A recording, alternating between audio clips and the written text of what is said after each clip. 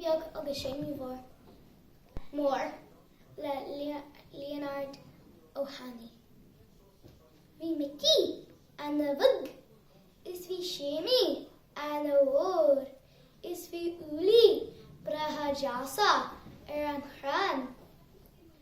Sa Mickey bhug le Séimi, ba acras ar scal, is ní ceart na Uli bratha deasa a ágáilún. Bhí Mickey bhug an láide. Fuair sé gcuidiú ó Séimi mhór, ach bhí móthar Mickey bhug taobh le chlí. Fuair sí bata áthair Mickey, thug an bhirte chu isteach, is clún faid ag Mickey ó hí sa glan. Tá Mickey an na thuí, is tá Séimi an na thuí.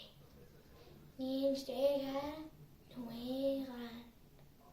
Tá an bhirte scoil a ríist, ach ní héigeann lósaí síos.